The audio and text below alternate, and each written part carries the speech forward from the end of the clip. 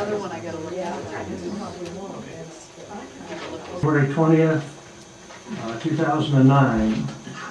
All agenda items are Harry Milliken, city consultant for this grant, has for drainage improvement for street improvement district number 2008-1. Permission to advertise for bids for storm sewer improvement.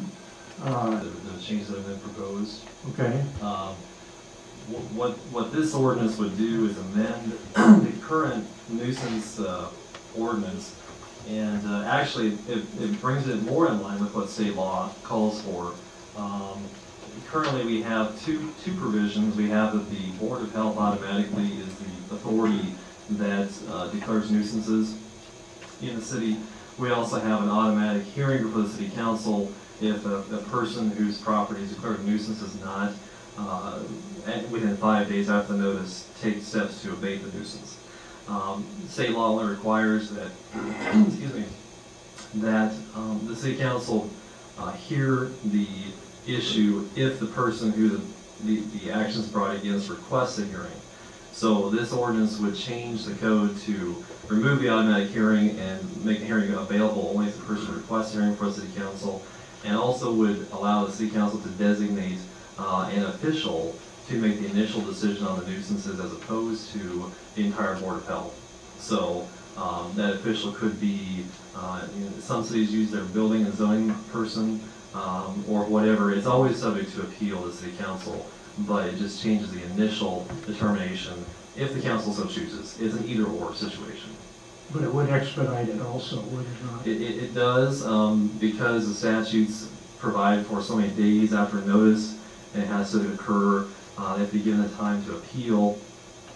This way, at least with the appeal process, it puts the responsibility on the person who has had the action brought against them to request an appeal, which is the normal course of due process, how most proceedings occur. And so this would just change that and help streamline the process a little bit more. Okay, I have one other question. Sure. In the last part, it says that the council may either levy and assess the cost of the expense for the work if we have to do the work by putting it a tax or a something on their property, or we can have a civil action. Now, does the civil action include an injunction that Yes. we were discussing? Yes, it can, and oftentimes that's what is most useful, is to, if you have to take them to court to enforce it, that you also ask the court for injunctive relief, which requires that they not be allowed to have a nuisance situation on their property again. And if it's ever violated, then you can have the court, ask the court to hold them in contempt of court. Because I think that's very important.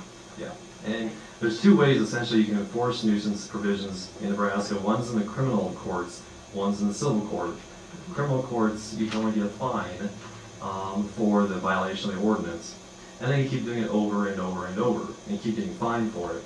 The civil route is a better route because in that way you can get an injunction which says the court, commands that you never have this happen again, and if it does, then you take it back to court, and those penalties can become severe for contempt of court. I think this is This doesn't have anything to do with the two properties we're dealing with. We're going through them with the old process, right? Well, there are any pending cases right now. Actually, I'm not sure where those are at this point.